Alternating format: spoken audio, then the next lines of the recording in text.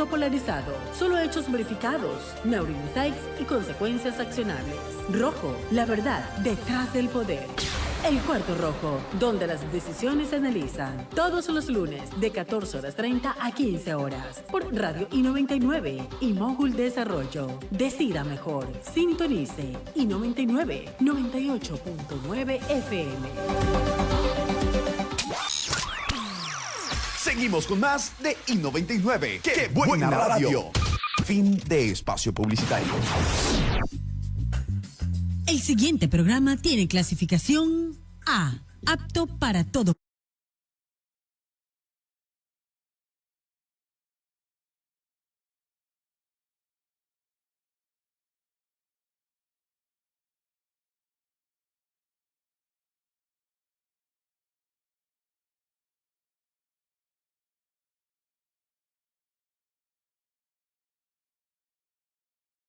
Estimados amigos, estamos en su programa Contrapunto Liberal, un programa del Instituto Ecuatoriano de Economía Política dedicado a defender las ideas de libertad en Ecuador y América Latina. La verdad, ¿por qué lo hacemos? Porque creemos que determinadas ideas pueden cambiar el rumbo de la historia de nuestro país.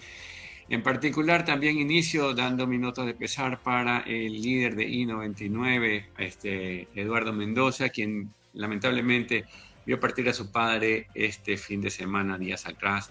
Eduardo, te envío un fuerte abrazo. Bueno, dicho esto, amigos, empecemos con Contrapunto Liberal. Empecemos precisamente por aquello que está sucediendo en la frontera Ecuador-Colombia.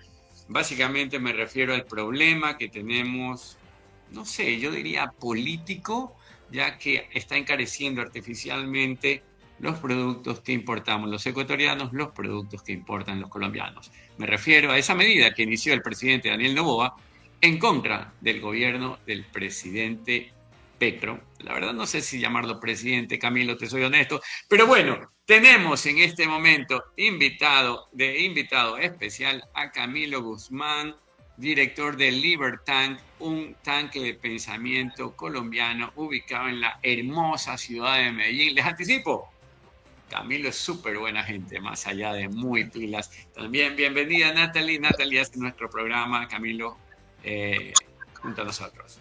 Natalie, adelante, antes de darle paso a Camilo. Hola José, hola Camilo y amigos que nos siguen semana a semana. Yo también me sumo en este momento pues a un saludo solidario a Eduardo Mendoza por la partida de su padre. Le deseamos en este momento pues que tenga la conformidad cristiana que corresponde y además también pues un abrazo fuerte porque es un momento sumamente complejo.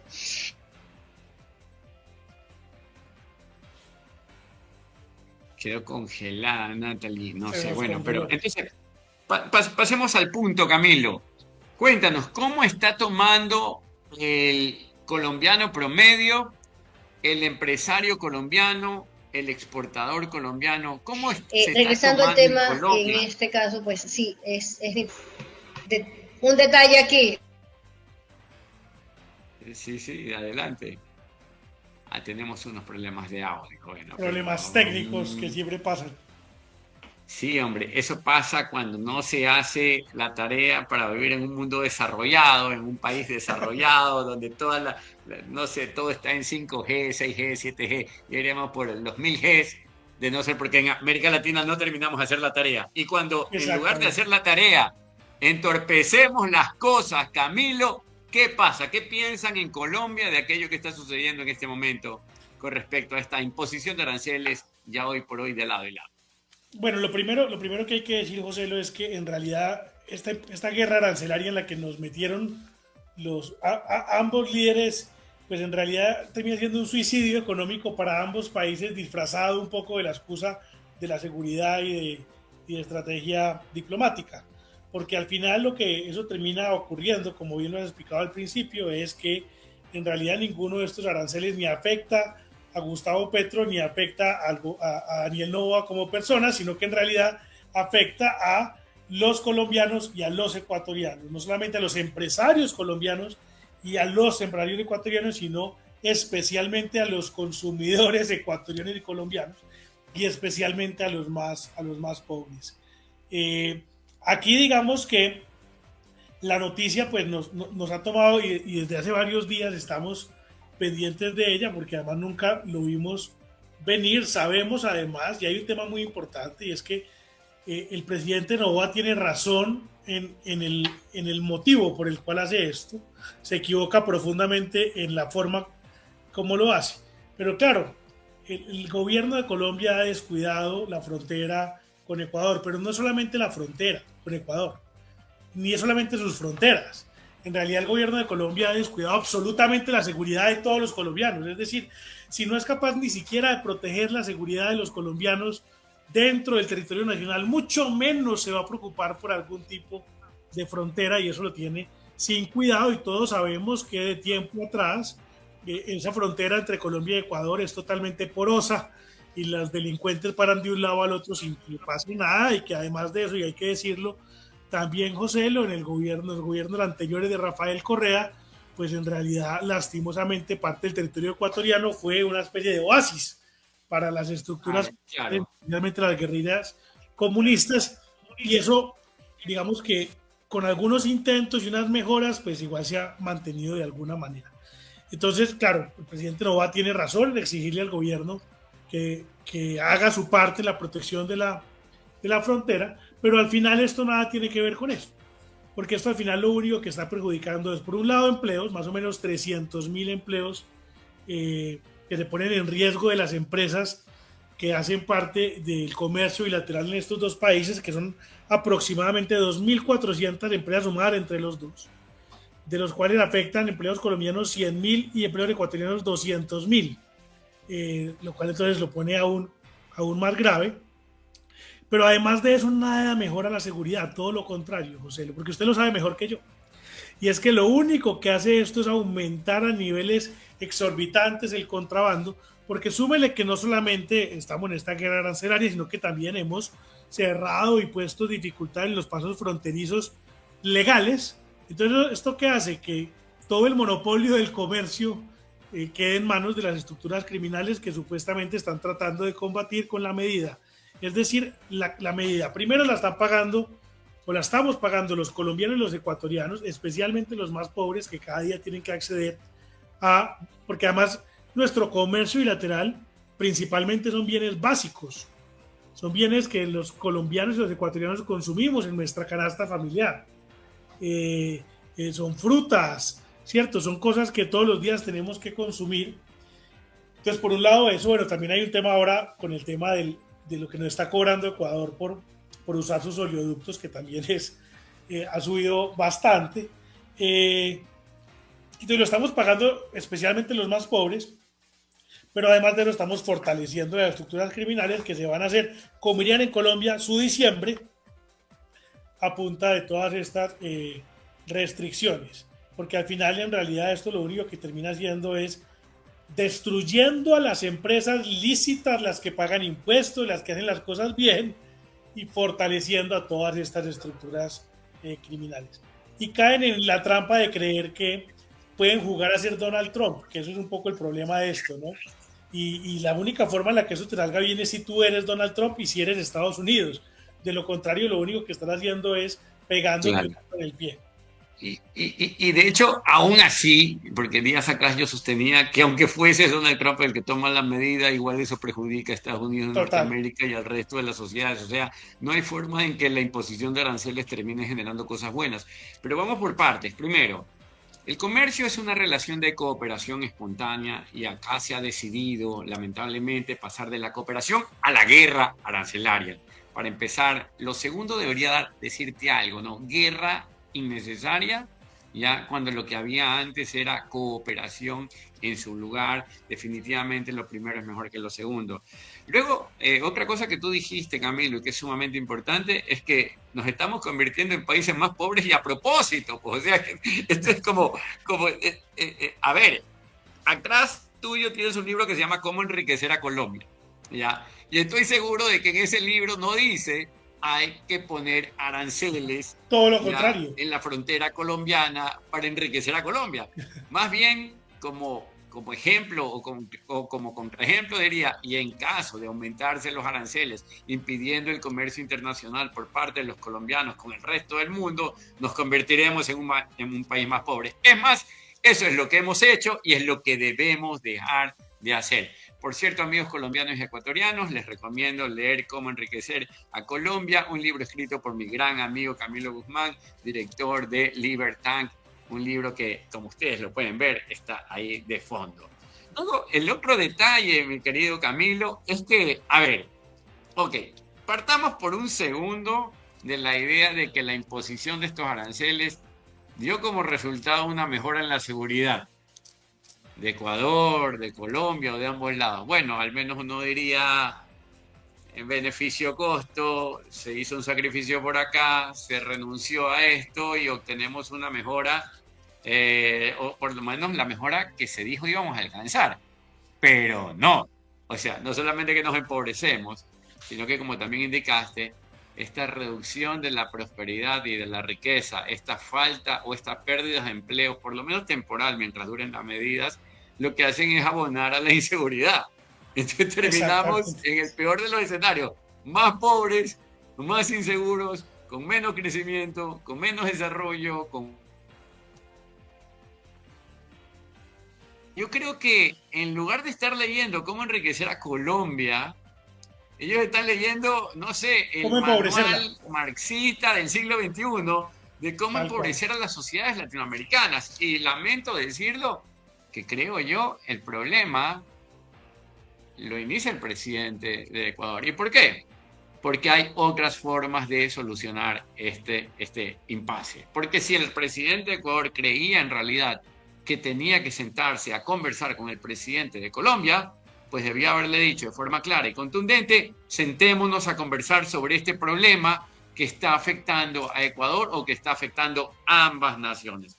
Así de sencillo. Yo creo que por ahí van los temas, pero y el empresariado colombiano, ¿qué reacción está tomando? ¿Está molesta con el presidente Petro? ¿Está a favor de la medida en este momento? No, está absolutamente en contra. Y está molesto con el presidente Petro que con el presidente Noboa. Por lo que decían ahorita, y hay un tema muy importante que decían ahorita, José, y es que el comercio entre naciones no es entre los estados ni entre los gobiernos, es entre individuos. Y por eso no puede llamarse de una guerra, porque la guerra es entre Noboa y Gustavo Petro y los gobiernos de cada uno, pero no frente a los individuos, que todo lo contrario, todos los días, como bien lo explicabas, lo que hacían era cooperar. ¿Para qué? Para hacer en un ejercicio mutuamente beneficioso, ofrecerle tanto a los ecuatorianos como a los colombianos productos y servicios de mejor calidad y más baratos que nos hacen la vida mejor a todos. Y al final entonces, por ejemplo, el presidente Noboa dice, no, es que esto es él lo llama una tasa de seguridad. Y que entonces y en su narrativa lo que dice es que va a poner a Colombia a cobrar, a pagar la tasa de seguridad, porque no estamos haciendo nuestra tarea, pues el Estado colombiano está haciendo su tarea de proteger la frontera. Pero en realidad eso no es lo que está ocurriendo. En realidad lo que hizo el presidente Noboa fue ponerle una tasa de seguridad a los ecuatorianos. Es decir, usted, ciudadano ecuatoriano, es el que en realidad está pagando esa tasa de seguridad que deberíamos estar pagando los colombianos. Ese fue el principio, ¿no? Ya la estamos pagando todas porque hay 50% de lado y lado. En eso vamos hoy, pero inicialmente esa tasa de seguridad dijo, entonces, miren lo absurdo que suena esto. Entonces, como Colombia no está garantizando o está cumpliendo su labor de cuidar la frontera, entonces nosotros vamos a poner un impuesto nosotros mismos para poder pagar esa tasa de seguridad, que es al final lo que pasa. Porque ese arancel lo está pagando usted, que cada día que va a comprar, pues hay productos que ya le valen 50% más, que arrancaron valiéndole 30% y ahora vamos en 50%. Y obviamente estamos pagando nosotros también nuestra parte de la reacción del gobierno Petro. Pero también el gobierno Petro tiene una gran responsabilidad. Primero lo dije al principio, ¿no? Ni siquiera nos protege a nosotros en el territorio colombiano, mucho menos va a proteger las fronteras.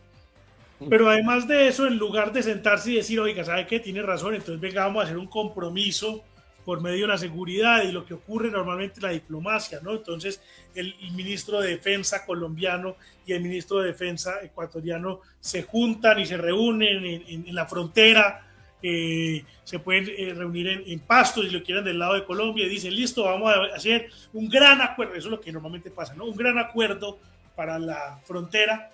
No, lo que decidió el gobierno es decir, eso es mentira, y entonces lo que vamos a hacer es imponer otro arancel de vuelta y ponernos a nosotros también a pagar ese impuesto, lo cual es absolutamente absurdo. Pero mire la ironía, al menos Daniel Noboa pues es afín al presidente Donald Trump, pero es que el presidente de Colombia, Gustavo Petro, supuestamente es su mayor antagonista, y hoy resulta que está haciendo exactamente lo mismo. Es decir, su mayor antagonista quiere convertirse en el Trump. Quizás eso fueron los efectos que quedaron después de la famosa reunión que tuvieron hace poco en la Casa Blanca, donde Trump lo recibió por detrás de la casa. No había caído en cuenta de que al final del día el presidente Petro está siguiendo el ejemplo de la política exterior norteamericana. O sea, parece ser que le gustó, vio algo novedoso. Algo le gustó en esa reunión. En la política exterior de Trump. Exactamente. Ojalá y aprendiera otras cosas, ¿no? Sí, aprende lo malo, porque lo que hemos visto del presidente Petro es que él es muy bueno para aprender lo malo. Oye, pero mira, ahorita mientras tú explicabas lo que estabas explicando, Camilo, yo pensaba, a ver, el presidente de Ecuador dice, tenemos un problema de seguridad en la frontera con Colombia, y para solucionarlo vamos a hacer más cara la vida de los ecuatorianos, y ¡pum! Exacto. Más caro. Entonces, exacto, listo, ya encareció la vida de aquellos que compran productos que vienen de Colombia. Y luego, del otro lado, pues, el presidente Petro dice, entonces yo también hago más cara la vida de los colombianos, carajo.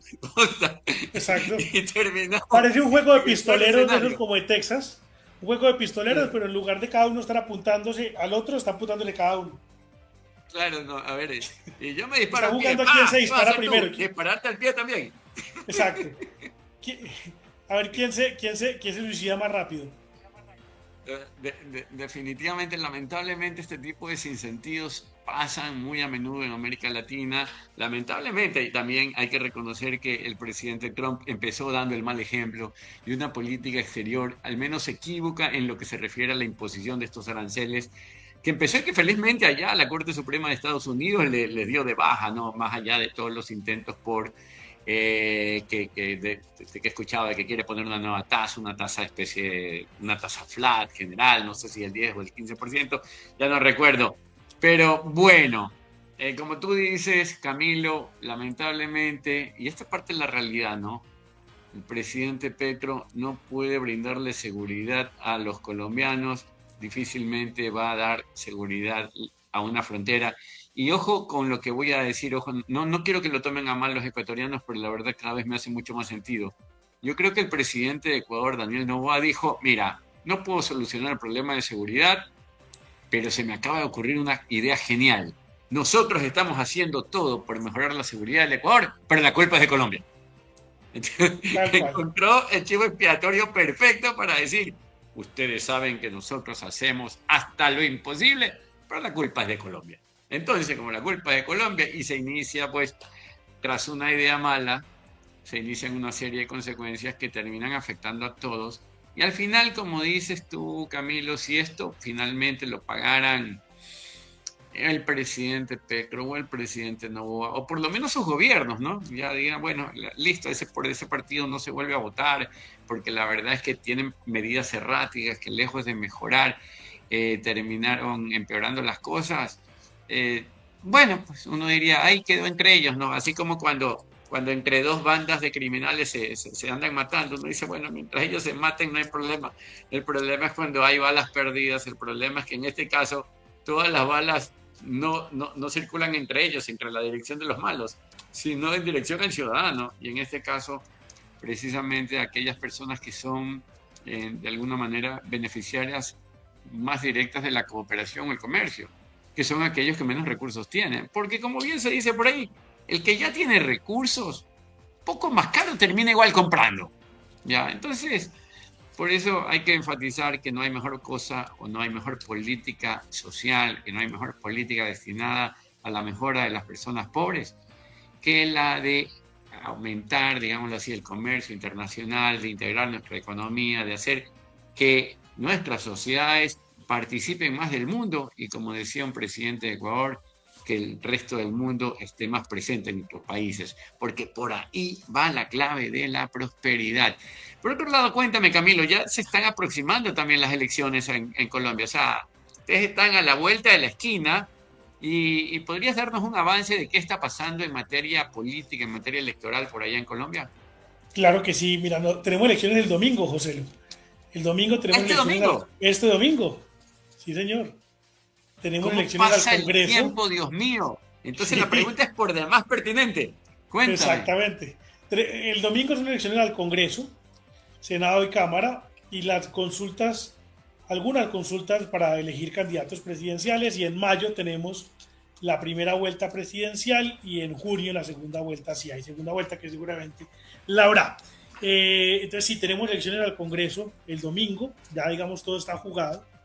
Lo más probable que ocurra el domingo es que el pacto histórico, lastimosamente, que es el partido político del presidente Petro, saque la mayor votación, pero no necesariamente garantice una mayoría, pero sí va a sacar una bancada interesante. Más o menos en Colombia tenemos 103 senadores, 3 de circunscripciones especiales, pero elegimos 100 inicialmente, y esos 100 ellos aproximadamente van a sacar entre 20, 21, 22. Pero los partidos de oposición, lo que pasa es que están muy fragmentados, ellos están todos concentrados en uno, los otros están muy fragmentados, seguramente les va a ir bien. El Centro Democrático, que después del gobierno de Duque tuvo un gran revés, se va a recuperar en estas elecciones, y lo más probable es que saque algo así como 17 o 18 senadores, parando de 14 que tiene ahora 17, lo cual sería bien interesante. Y a los otros partidos de oposición les va a ir bien, va a aparecer un nuevo partido que seguramente pasará al umbral y tendrá también una representación que se llama Salvación Nacional, que hoy están, digamos, y son los que apoyan al candidato Abelardo de la Espriella, que es una versión, digamos, de una derecha conservadora fuerte que también hace ahí buena bancada. Entonces, al final, yo creo que el Congreso, si todo sale bien, va a quedar con una posición, digamos, de ventaja frente que va a tener un candidato de derecha. Sin embargo, vamos a llegar a la primera vuelta, que va a ser en junio, pues con la derecha fragmentada, porque vamos a llegar con 2 candidatos. Un candidato que es el ganador de la consulta que vamos a tener el domingo, que muy probablemente sea la candidata Paloma Valencia del Centro Democrático, y el candidato que es el outsider, Abelardo de la Espriella. Y entonces en esa división ellos iban a llegar, lo más probable es que lleguen unidos frente al candidato Iván Cepeda. Vamos a tener una primera vuelta interesante. Sin embargo, yo estoy pues seguro que va a haber segunda vuelta, y en la segunda vuelta ya tendremos pues a Iván Cepeda versus el que logre ganar entre Paloma Valencia y Abelardo de la Espriella. Abelardo tiene una ventaja en materia de voto de opinión, pero Paloma Valencia, y esto no es menor, va a quedar con una ventaja frente a las maquinarias, por cuanto su partido político va a sacar una buena representación en el Congreso. Fíjate que cuando empezaste, dijiste que Pacto Histórico parece ser el partido del presidente Petro, ¿ya? Y si Pacto Histórico es el nombre del partido del presidente Petro, a mí en realidad me sonó a Pacto Jurásico, ¿ya? Y era un pacto jurásico contra la prosperidad. Esa como primera idea. Luego lo segundo es esto de que sigue llamando la atención que partidos de extrema izquierda estén, de hecho, en segunda vuelta, de entrada. O sea, eso es algo lamentable. Le pasó en Chile, felizmente igual se revirtió el asunto. Yo creo que en Colombia va a terminar sucediendo algo similar. Llegan a segunda vuelta, pierden en segunda vuelta, pero no deja de ser llamativo que en economías importantes latinoamericanas tengamos partidos comunistas en segunda Total, vuelta. abiertamente. Además, no, sí, que te iba a decir ahí rápidamente. Dale. Claro, rápido, no, que simplemente que Iván Cepeda además es miembro del Partido Comunista formado en la antigua Unión Soviética. Mira tú. en lugar de estar recluido en el manicomio, está postulando para presidente de Colombia. Y ese es parte del problema que tenemos en nuestras sociedades latinoamericanas. O sea, el no distinguir que si hay algo que no funcionó jamás, ha sido el comunismo y el socialismo. Detrás del muro de Berlín, estimados amigos, había una Alemania oriental repleta de ciudadanos que vivieron presos durante muchísimos años. La ex Unión Soviética reventó porque el socialismo y el comunismo no funcionan. De Cuba la gente huía en balsas porque el socialismo y el comunismo no funcionan. Los venezolanos han huido durante décadas porque el socialismo no funciona. Entonces, ¿qué diablos nos pasa a los latinoamericanos que no podemos entender que esa porquería no funciona, no funcionó, no ha funcionado nunca en ningún lado? Latinoamericano, presta atención y toma nota, no funciona, no funciona. Ejemplos, Nicaragua. O sea, lo único que faltara es que tuviésemos una teocracia como la iraní en América Latina, pero de ahí hemos tenido de todo y no importa la cara que muestre el socialismo, no importa que se diga socialismo del siglo XXI, igual no funciona y esa es una de las grandes cosas que si entendiéramos, que seguro está ahí en el libro que tienes, Camilo, no socialismo. O sea, la receta para enriquecer a Colombia no incluye un poquito de socialismo. Yo diría, no incluye absolutamente nada. O por el contrario, una forma práctica de entender cómo funcionan las cosas es, si el socialismo indica hacia allá, tú debes tomar la dirección contraria. Así de sencillo. Ya, ese es un buen indicador de, si un socialista te dice, esto es lo que tenemos que hacer en Colombia, seguro que tenemos que hacer algo totalmente al revés. ¿Ya? Así es, mi querido Camilo. Así es, tal cual es. Y a mí me preocupa mucho, por ejemplo, que los índices de favorabilidad del gobierno actual con todo lo que están haciendo, y José, además del tema de seguridad que hemos expuesto aquí bastante bien, pues también han destruido la salud, destruyeron todo el tema de educación, de acceso a la educación superior. Mejor dicho, todo lo que tocan lo han destruido como buenos socialistas. Sin embargo, la gente sigue creyendo en él y sigue diciendo, no, es que no lo dejaron gobernar. Y entonces yo a veces digo, ¿será que entonces lo que la gente necesita es una dosis más alta? Para ver si de pronto aprendemos. El problema es que Venezuela se puso a probar con dosis más alta y vea hasta dónde llega uno. Lo has dicho clarísimo. La verdad es que hay, no sé, o sea, ojo, no solamente que no les funciona, no solamente que arruinan economías, no solamente que empobrecen sociedades, no solamente que la gente tiene que emigrar, no solo que los jóvenes no encuentran oportunidades, no solamente que aumenta la inseguridad. Ya se me olvidó lo que iba a decir. Ya, sencillamente no funciona. O sea, no termina de calar, no hay forma en que eso funcione. Son experiencias en extremo empobrecedoras. La verdad es que parece que el socialista o el comunista o el hombre de izquierda no atiende a la racionalidad, no atiende a la evidencia, no atiende a esto y vive soñando con un mundo que no existe. Pero incluso, ojo, no es cosa menor, hasta mucha gente de izquierda del pasado terminó diciendo, bueno, reconozco que el socialismo no funciona. Díaz-Canel en Cuba dijo acá en Cuba, nada funciona bien y cuando no funciona, ¿ya? O sea, lo dijo el dictador cubano. Y recuerdo que el mismo Fidel Castro dijo, el socialismo no funciona. Entonces, si ellos lo dicen, pues ¿qué podemos esperar? Bueno, un último mensaje, Camilo, tenemos 30 segundos antes de cerrar este bloque. Bueno, no, lo primero es entender que el comercio es lo único que enriquece a las naciones, que en realidad no son los estados, no son los gobiernos los que comercian, son los individuos, las personas, que todos los días en un ejercicio hermoso de cooperación libre y voluntaria se dedican a eso, a ser especialistas de necesidades ajenas.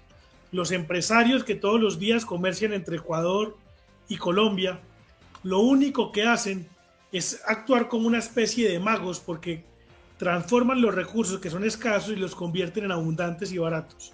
Todo el día pensando en cómo pueden hacer que los colombianos y los ecuatorianos podamos acceder cada día más y mejor comida, servicios, ropa y cada vez más barata. todas las trabas, desde la más pequeña hasta la más grande como esta, lo único que hace en realidad es empobrecernos a todos, y solamente le sirve a los políticos para alimentar su ego. Es decir, usted con su bolsillo y yo con mi bolsillo estamos pagando la pelea de ego de dos políticos mediocres. Bueno, pues eso ha dicho Camilo Guzmán, director ejecutivo del Libertán, entidad o think tank amigo del Instituto Ecuatoriano de Economía Política. Muchas gracias, Camilo, por haber estado con nosotros y con ustedes, amigos. Volvemos en un instante, luego de un pequeño corte comercial a su programa Contrapunto Liberal.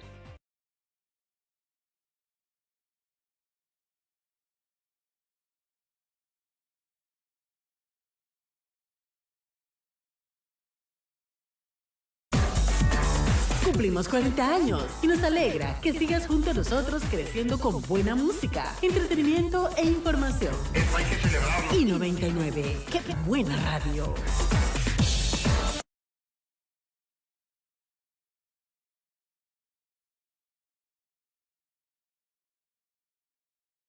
Hemos vuelto a Contrapunto Liberal, un programa del Instituto Ecuatoriano de Economía Política, y como es tema del momento, en este instante vamos a analizar lo que está ocurriendo un poco en Medio Oriente, un poco de la política exterior norteamericana a partir de lo que el presidente Donald Trump ha hecho en los últimos días, en las últimas horas. La verdad, no sorprende demasiado, pero hay que analizar el tema. Para ello contamos el día de hoy con Andrés Guilarte. Él es encuestador, consultor político. De hecho, me llama mucho la atención lo que voy a decir, sobre todo a los seguidores de Contrapunto Liberal. Él es un activista conservador. Ojo con lo que acabo de decir. Conservador, o al menos así lo menciona él. Ustedes saben, yo soy libertario, ¿ya? Y normalmente circula por aquí gente del mundo liberal libertario. Pero bueno, yo creo hay muchas coincidencias con los conservadores. De repente y en medio de la conversación surgen esos momentos en que... Si me permite, yo en realidad empecé toda mi carrera libertario. Mi primer trabajo aquí en Estados Unidos fue con el Cato Institute. Y antes de eso trabajé con Students for Liberty mucho tiempo y después aquí. Pero viviendo en Estados Unidos, digamos que para ideológico, pero terminé moviéndome más al tema conservador, principalmente por diferencias con los libertarios en términos de política exterior, que supongo es una de las cosas que hablaremos. Mira, justamente por temas de política exterior, ahí están los detalles, ahí están los detalles. Bueno, en todo caso, él es actualmente vicepresidente de opinión pública de Eyes Over US. Pero empecemos por eso, ¿no? La verdad me llama mucho más la atención lo que acabas de decir. Luego vamos al tema de fondo o al tema por el cual estamos conversando el día de hoy. Empiezas en Cato, perfecto. Empiezas con Students for Liberty, muy bien.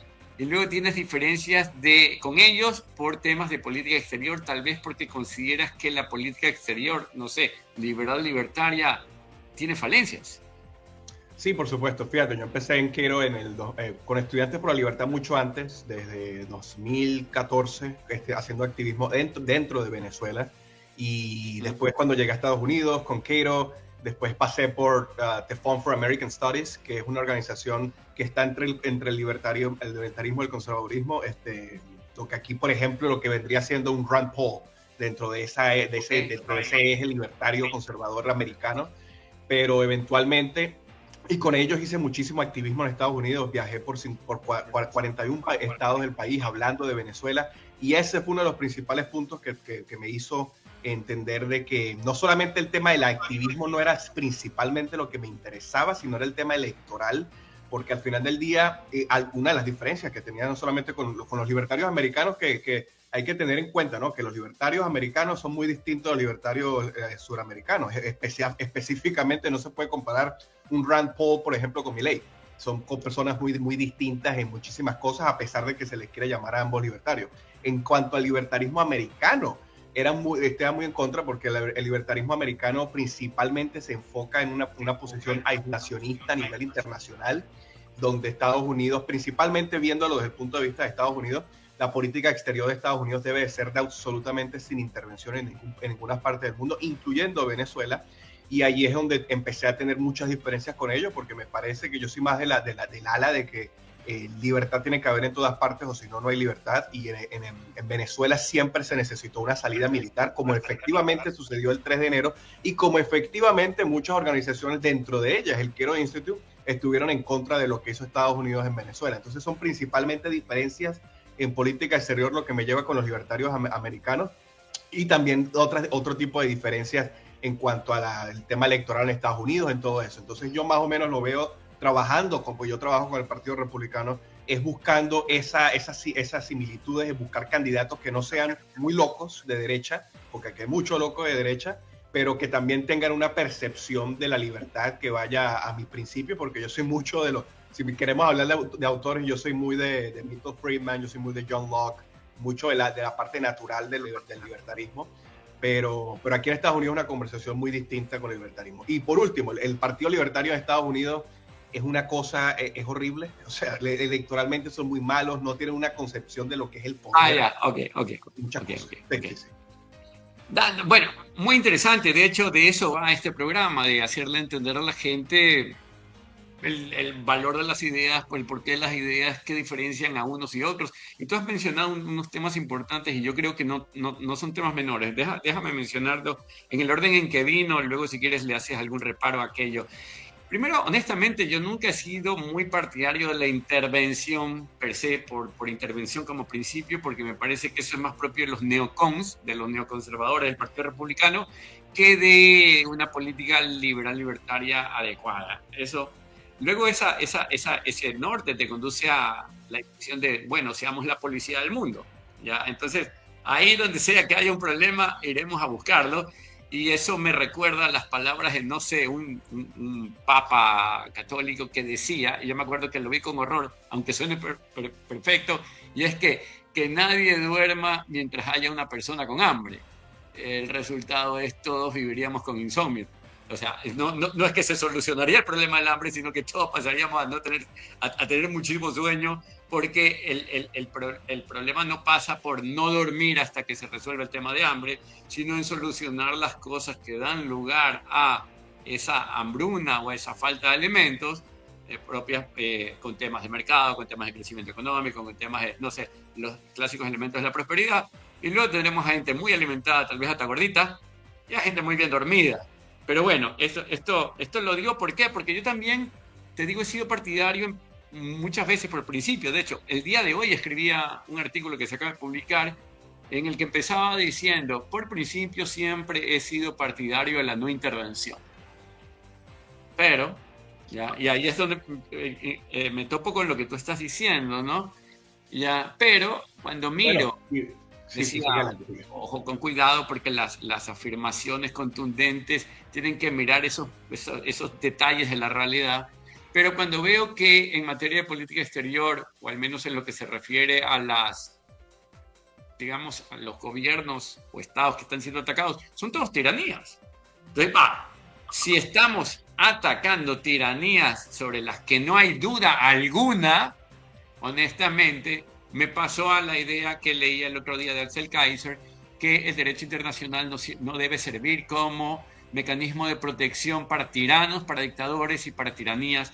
Y en ese sentido, aunque sigo, como decía Federico von Hayek, escribió un artículo, algo ahí, un postscriptum le llamaba, de por qué no soy conservador, al menos en esta línea, en este último que acabas de decir, Andrés, coincido muchísimo contigo. No es que creo que haya que ir buscando problemas por el mundo, porque siempre los encontraremos, pero sí hay casos demasiado obvios, demasiado obvios, en los que tal vez es necesario intervenir. Y yo ponía en mi mente, no lo puse por escrito, pero así es que nació el artículo que quería escribir, de, yo no debo entrar a la casa del vecino porque esa es su propiedad, percibió que el vecino está tratando de matar a su hija de 8 años, yo no puedo ser una persona correcta, mientras digo, bien, como es su propiedad, yo no puedo entrar.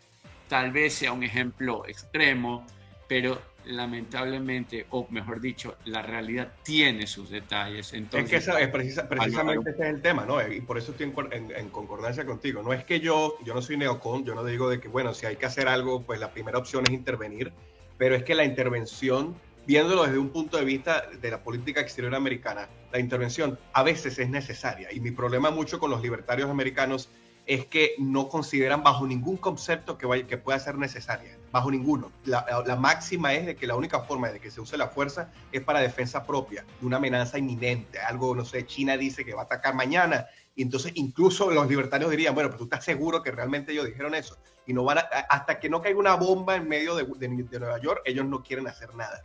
Y me parece que hay situaciones donde el ejemplo que diste es perfecto. Por ejemplo, Venezuela, que soy venezolano, ¿cuánto tiempo no tenemos viendo de que la gente dentro del país, lo hace con la analogía de la casa, están pidiendo a gritos de que los están matando, de que nos están matando? Entonces, dentro de esas situaciones, ¿quién tiene el poder de hacer algo? En este contexto, Estados Unidos. Entonces, es lo moralmente correcto como Estado para Estados Unidos, no solamente de ese punto, sino cuando ves todo lo demás. El tema de la influencia venezolana del régimen venezolano en la región, el tema de la situación de la inmigración ilegal, muchísimos otros temas, la política exterior prima cualquier tema de derecho internacional y cualquier derecho, porque al final del día, y lo hemos visto desde la creación del derecho, el derecho está ahí por el poder. El poder crea el derecho, sin poder no hay derecho. Y cuando el poder le diga mañana de que el derecho no importa, pues no va a importar el derecho. Y es ahí donde vemos la situación. El caso perfecto, las Naciones Unidas. Las Naciones Unidas, específicamente el Consejo de Seguridad Nacional, allí mandan son 5. Y si los 5 no están de acuerdo, pues nada va a pasar. Y nunca están de acuerdo precisamente por eso. Entonces, allí lo que prima es el poder, no necesariamente las aspiraciones que tenemos del derecho, que también nos va a llevar al tema de Irán y a todos los demás. Hay casos donde no considero que se tienen que haber intervenciones, hay otros casos donde por supuesto que tienen que haber intervenciones, pero siempre lo veo desde el punto de vista de que la historia humana, muchísimo antes de que la palabra libertario estuviese allí, la historia humana se trata de la supremacía de quien tiene el poder, nos guste o no nos guste. Yo soy un realista cuando se toma la libertad del mundo internacional. Entonces, ¿quién tiene el poder? Rusia, China, Estados Unidos. ¿Quién puede hacer algo? Pues el que hace algo, lo hace. Y el que no hace, otro va a tomar esa posición. Entonces, cada vez que Estados Unidos tenga la oportunidad, Venezuela, Irán o donde sea, de tomar una acción, lo importante es que la tome acorde a sus intereses. En el tema de Irán, tengo dudas de si lo que acaba de ocurrir es lo que mejor le tenía a Estados Unidos, pero ya nos dirá el tiempo y la realidad. Bueno, precisamente por eso que acabas de decir, en el caso de Irán tengo dudas y en otras cosas y en otros lugares parece no haberlos. El problema con, digamos, utilizar esto como regla es que, como muchas cosas en la vida, a veces hay mucha subjetividad de por medio, ¿no? Y sobre todo cuando utilizaste la palabra intereses norteamericanos, pues ahí se abre mucho más la ventana, o sea, ya no es una ventana, es una política de puertas abiertas a cualquier cosa, y ese es el peligro de ese detalle, o sea, digamos, entiendo tu punto y lo entiendo perfectamente ya, porque digamos es un punto de vista, si quieres, que se desprende bueno, esto es lo que yo observo, me parece que ante la realidad deben suceder estas cosas, pero también es cierto que las instituciones, y yo te podría decir instituciones de Occidente, recogen muchísimo conocimiento que no son producto del diseño deliberado, sino del transcurrir del tiempo. O sea, esas instituciones, ese gran conjunto de reglas no están ahí porque sí, sino que a la hora de ser utilizadas recogen más aciertos que problemas, ¿no? Entonces, por eso es que no es tan banal decir, no, tranquilo, avísame en qué cuadra están ocurriendo problemas que nosotros los vamos a resolver.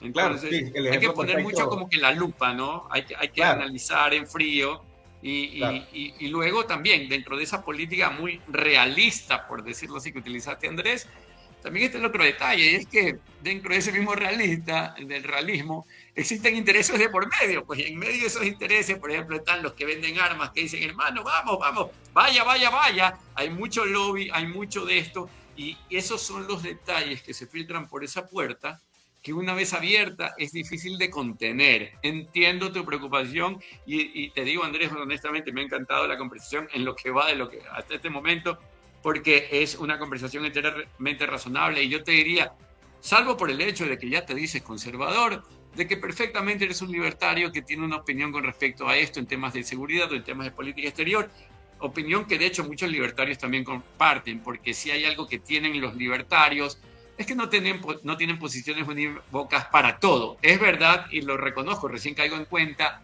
no porque no lo sabía, sino porque la verdad es que tú lo trajiste a colación, de que esa es la posición norteamericana y que durante muchos años yo dije abiertamente apostar por esa política de intervención, pero justo el día de hoy se publicó un artículo en donde yo decía, siempre he sido partidario de la intervención, pero, ojo, y hablaba del conocimiento que hay dentro de las instituciones. Pero bueno, vamos a lo que nos competía, ¿ya? Dicho esto, verán, hay coincidencias, hay detalles dentro del mundo liberal conservador.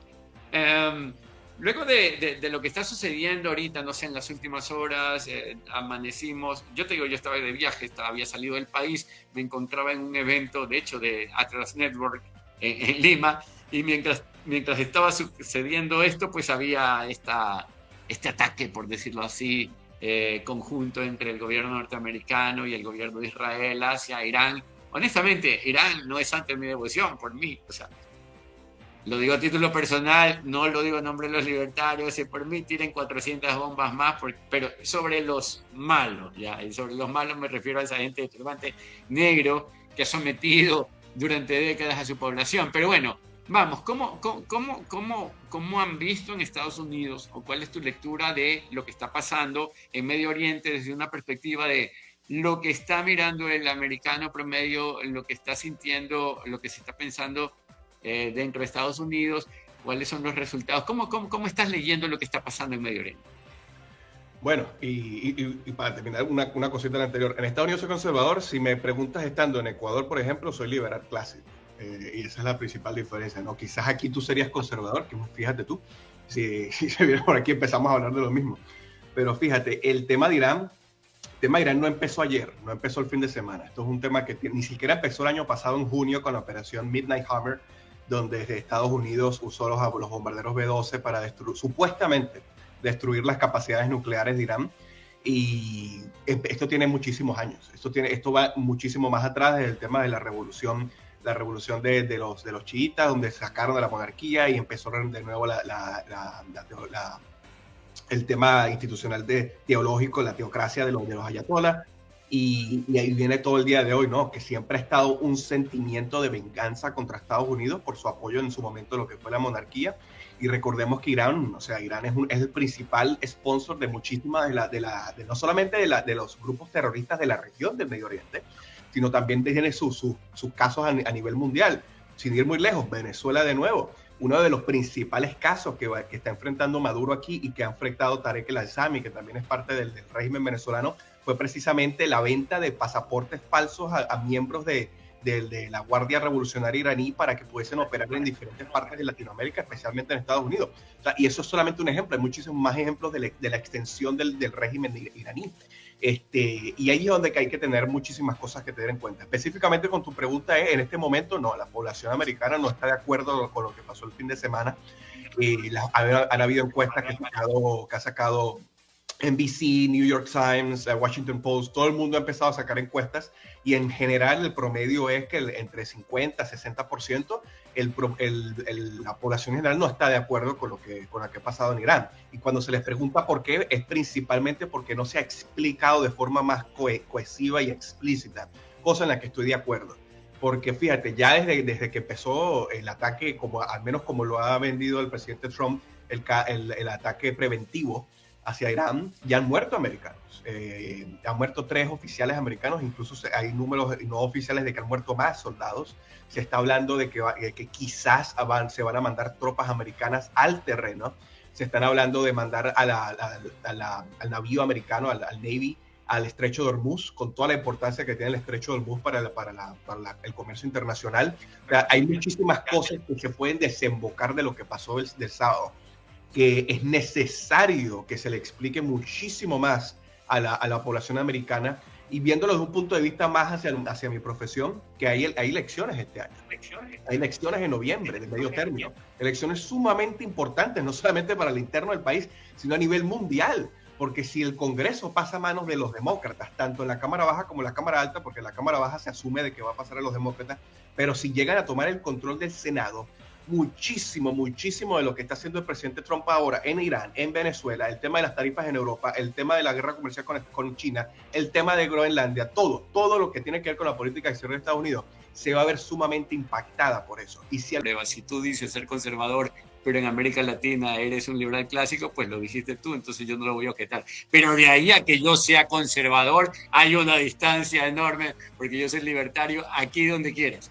Ok, bueno, primero, ahora, luego, por lo mismo que acabas de decir, si el 50% de los norteamericanos o más no está de acuerdo con una intervención en Irán, con esa misma lógica, con una lógica simple, podríamos decir, entonces son libertarios del ala norteamericana que dicen no a la intervención, entonces, voilà. Qué bestia, qué interesante. Pero no, estoy molestando ya. Claro, pero es una lógica aplicable. El tema es que el público americano, a pesar de que muchos creen que es muy estúpido, incluso aquí se piensa eso. Muchísimos políticos a puertas cerradas te dicen, no, aquí la gente no sabe de lo que está hablando. Cuando tú ves las mismas encuestas, pero con lo que pasó en Venezuela, era al revés. Más del 60% de la gente apoyó lo que pasó en Venezuela. Entonces siempre es la forma en la que tú vendes la intervención, en cómo se hace. Claro, iba a eso. O sea, definitivamente, cómo cuentas el cuento, cómo haces la explicación. O sea, si tienes la narrativa adecuada, vendes cualquier cosa, vendes arena en el desierto. Eso no me cabe ninguna duda. Sea que lo haga el Partido Republicano, que lo haga el Partido Demócrata. Y ojo, aunque no soy partidario del Partido Republicano al 100%, porque obviamente preferiría al Libertarian Party versus el Partido Demócrata, la verdad es que voto por el Partido Republicano, así es lo que hay. Ahora, si me lo ponen a los libertarios versus los republicanos, pues ya saben, mi opción es libertaria. Mira, ¿cómo es? Se te salió. Ok, oye, tengo una pregunta diferente. Suponiendo que el día de hoy hubiesen elecciones, hoy, así, pum, pac, tenemos elecciones el día de hoy, ¿ves al presidente Trump ganando las elecciones? No. Si lo puedes decir, ¿no? Porque estás en el mundo de la política, entonces... No gana. ¿No lo ves ganando? Hoy no. Wow. Hoy. Quizás en un mes. Claro, no, pues es una pregunta realizada el día de hoy, porque yo se la hice a un amigo en Washington un par de meses atrás y me dijo que un par de meses atrás sí lo veía ganando, ¿no? Entonces, claro. Tú me preguntas, José, tú me preguntas lo mismo el 3 de enero y te digo que gana. Hoy no. Pero es que ese es el tema de la volatilidad de la opinión pública americana. Sí, muchas cosas pasan cada semana. Bueno, pero en efecto, eso concorda el día de hoy, pero si el día de mañana desaparece la cúpula, digamos, hay una transición más ordenada, sin mayor costo para Estados Unidos en el Medio Oriente y vamos, no sé, pasa a dejar de ser un foco infeccioso en el Medio Oriente, Irán, a ser una especie de aliado de la democracia o aliado de la paz, pues ahí se anota un punto Donald Trump. O sea, depende mucho del desenlace, del costo, de la duración, como dijo alguien por ahí, de cuántos muertos le cueste a Estados Unidos. Claro, porque ese es el tema, José. Ese es el tema. ¿Qué pasa si pasa lo que tú mencionaste, que hay una transición democrática, todo el mundo allá pasa a ser occidental, entre comillas, como lo vemos aquí, que es uno de los principales problemas de todos, en que a veces me meto yo, que queremos ver las realidades del Medio Oriente como si fuesen occidentales, no son occidentales. Pero digamos que pasa todo con el objetivo. Bueno, si eso pasa en 6 meses y de aquí a allá se mueren 20.000 americanos, mira, allí puedes tener tú al presidente más democrático del mundo, eso no lo va a apoyar el pueblo americano. Una de las razones por las cuales se apoyó lo que pasó en Venezuela es porque duró 3 horas y fue rápido, no murió nadie. Sacaron a Maduro, al día siguiente ya estaba aquí en Nueva York, en Brooklyn. O sea, es la forma, siempre son las formas en las que sucede todo. No, de nuevo estoy de acuerdo contigo, por eso me refería a dependiendo del tiempo. Es decir, si esto se da en las próximas, voy a inventarme, se cierra esta semana, se anotó Trump un golazo. El problema es que esto puede durar mucho y además de que no se trata de, digamos, no estamos hablando de un mundo con ideas de Occidente que lo que hace es cambiar a un dictador por otro sujeto, otra persona. Estamos hablando de cosmovisiones totalmente diferentes, o sea, digámoslo así, aunque desaparezca la cúpula religiosa de Irán, pues tienes a una cúpula militar que también tiene esas ideas, o sea, y a la larga es un territorio muy grande, ya hay experiencia. La verdad es que yo creo que en general al gobierno norteamericano no le ha ido muy bien interviniendo en otras sociedades tipo Irak, por ejemplo, tipo Siria, y precisamente por eso, y ahí hay parte del conocimiento, parte del por qué hay libertarios en Estados Unidos que dicen, mira, no a la intervención, porque muchas de esas intervenciones han tenido un altísimo costo y un beneficio muy poco tangible, ¿no? Pero va, de nuevo, sí. No, o sea, no lo digo por entrar de nuevo en el debate, es intervenir o no intervenir. Tienen razón, porque Irak y Afganistán fueron casos miserables, o sea, fue terrible como se hizo. De hecho, Irak pudo terminar en una semana. porque Estados Unidos conquistó, dentro del sentido de la geopolítica, de conquistar su objetivo en las primeras semanas que entró Irak, capturar a Hussein y se acabó. Pero el tema es que quisieron quedarse para cambiar el sistema gubernamental de Irak, y ese siempre es el problema. Y aquí hay que ver cuál es la definición de victoria de Trump con el tema de Irán, y no solamente de Trump, porque aquí decimos, estamos hablando de Estados Unidos, pero es que aquí Israel está metido profundamente en todo lo que tiene que ver con el tema de Irán, incluso más que Estados Unidos, porque tienen muchísimo más que perder o que ganar en esto por la aproximación que tienen con Irán. Entonces, ¿cuál es esa definición? ¿Fue matar a Khamenei? Bueno, entonces ya se acabó. ¿Es cambiar el régimen? Bueno, eso son palabras mayores muy distintas. Espérate. Bueno, estoy de acuerdo contigo, pero digamos, no es es algo tan obvio que la definición será la que más convenga a Donald Trump cuando este tema cierre. ¿Ya? Y será, mira, nos bajamos a estos, logramos estas cosas, no importa que se haya logrado o que objetivamente no diga, oye, la verdad es que no sucedió gran cosa, siempre el relato político va a ser el más conveniente para el político. Y ojo, no lo digo porque sea Donald Trump, pues esto va para cualquier político, así funciona la política, tienen que vender que no salieron tan mal parados, aunque haya sido algo terrible, y si en verdad le salió bien, pues lo van a cacarear por el resto de su vida, y van a decir que ellos cambiaron la historia o el curso de la historia. Y en este sentido, bueno, pero sin embargo no deja de ser una de las operaciones más importantes en temas militares de política exterior del gobierno norteamericano, no sé, de alrededor de hace 20 años. O sea, sí están pasando cosas. Y también, ojo, no se tienen que medir solamente en una especie de lectura de estos son los buenos y estos son los malos, porque eso es muy simple contar las cosas así, y tampoco es así. Ya también hay intereses, digamos, geopolíticos, o sea, a la larga Irán aliado de China, a la larga Irán aliado de Rusia, cada vez venida menos, pero China está ahí, ya está jugando, digamos, en el tablero internacional, tiene posiciones en América Latina, y parece ser que la política exterior, al menos la de Donald Trump, aunque sea temporal, porque al fin y al cabo hay que ver si el tipo, digamos, o si su política sobrevive a él mismo dentro de poco tiempo, al fin y al cabo no tiene posibilidades de ser reelecto porque así mismo lo dicta la Constitución o no sé, las reglas internas norteamericanas. Hay un tablero en el cual parece ser que Donald Trump ha decidido decir, bueno, pues América Latina tiene que estar de mi lado, ¿ya? O sea, ¿cómo es la nueva doctrina? Donald Monroe, creo, Trump Monroe, dice, la doctrina Monroe, ya. Ok, ya, este es mi patio, y en este patio estas son las reglas, ¿no? Y bueno, quierase o no, sí hay un tablero de ajedrez que se está jugando, y dentro de los cuales América Latina, por un lado, es parte, y dentro de ese otro tablero mucho más grande, Medio Oriente, no deja de ser parte de ese tablero.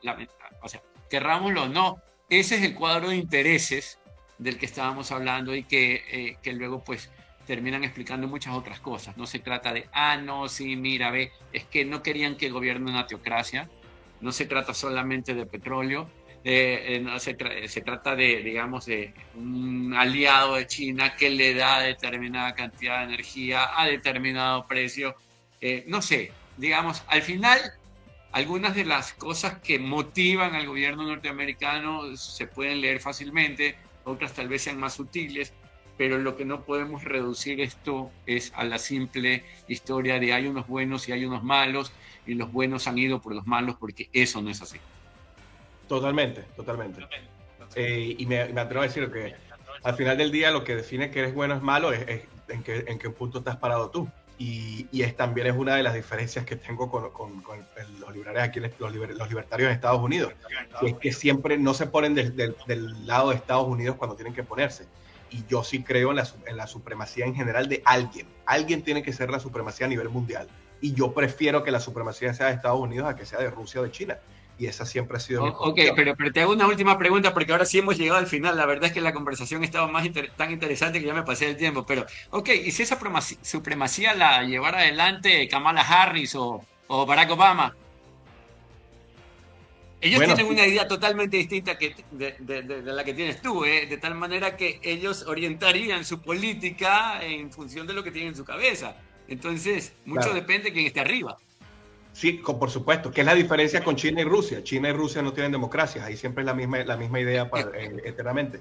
En Estados Unidos, mira, si mañana llegara Obama o Harris, que ya no van a llegar, pero si llegara Alexandria Cortés, por ejemplo, o llegara Newsom, el gobernador de California, pues en ese sentido seguiría con el mismo principio de que la supremacía sería mejor de Estados Unidos a pesar de que sean ellos los que tienen el poder. Y en ese punto uno lo que tiene que hacer, si eso es lo que pensamos, es trabajar dentro de las estructuras de poder para al menos garantizar que esa supremacía siga, a pesar de que yo no creo que los demócratas, al menos en este punto de su vida, tengan las necesarias herramientas para poder hacer que esa supremacía siga. Más bien me parece que sería lo contrario. Entonces sería trabajar dentro de esa esfera del poder. Lo que nunca haría es, bueno, llegó un presidente demócrata, déjame ir a apoyar a China y Rusia porque creo que es mejor que los demócratas. No, América primero que nada para el mundo. Me parece que es la mejor influencia. Ok, esa idea de supremacía bastante llamativa, pero en todo caso sí te voy a decir algo, Andrés, te voy a volver a invitar al programa para hablar de otros temas, no solamente de política exterior norteamericana. Yo creo que el tema de las ideas hay que debatirlo porque son importantes, y en estas sutilezas es que se encuentran el por qué finalmente unos optan más por un digamos así, por una doctrina que por otra. Ya, lo que sí podría decirles a todos aquellos que nos están escuchando es que tanto Andrés como José Andrade, y casi estoy seguro, están en contra de todas las formas de socialismo abiertamente. Obviamente, por supuesto. Mira, aquí alguien me pregunta, ¿tú por qué eres republicano y conservador? Bueno, porque no soy socialista. O sea, yo primero soy antisocialista y después lo demás. Ok, y ese es un detalle no menor y también importante. Muchas veces no es que nos unen todas las coincidencias, pero hay cosas que hacen que los que opinan diferente se unan, al menos cuando el enemigo es abiertamente tan visible. Y esto ha sido Contrapunto Liberal. Muchísimas gracias, Andrés. La verdad me he divertido mucho conversando contigo y estaremos conversando en otro momento. Chao, chao, chao, chao, chao. Hasta luego, gracias.